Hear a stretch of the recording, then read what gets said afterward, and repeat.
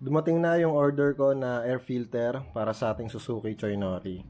So itong air filter na to is galing sa Suzuki LTZ50 or yung Suzuki ATB Quad. Since parehas lang sila ng engine, parehas ang design ng carburetor, plug and play lang din naman itong version ng air filter.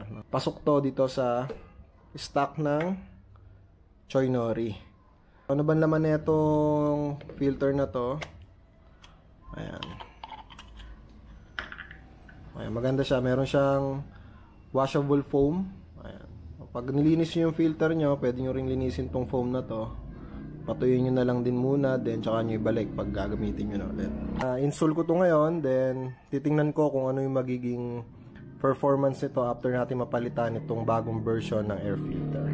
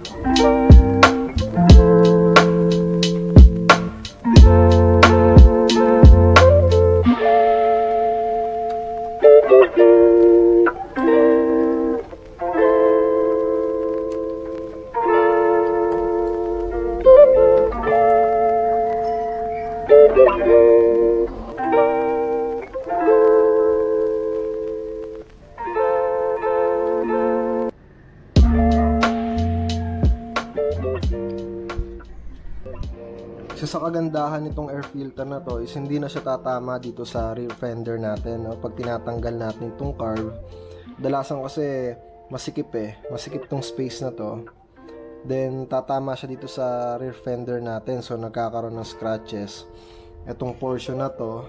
Ang bagong kabit nating air filter is hindi na siya tatama dito kasi maliit na siya, tsaka compact lang yung design niya, so maganda tong part na to. Ayan. Ride test tayo. Unang observation, mas responsive ang throttle sa bagong air filter compare sa stock.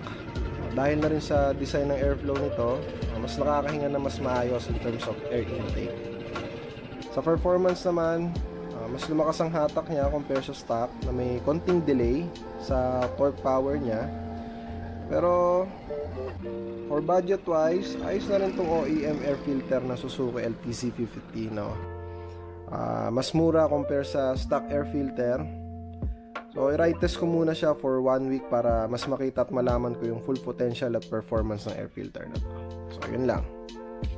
So umorder ako ng 10 pirasong air filter at bala ko ibigay sa mga sumusuporta sa channel natin about sa Choinori. Then mag-message lang kayo or mag-comment kayo, lalagay ko yung email ko sa description box.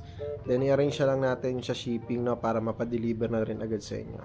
This is your Papi Eson na lagi nagsasabing ride safe, enjoy ride, peace out.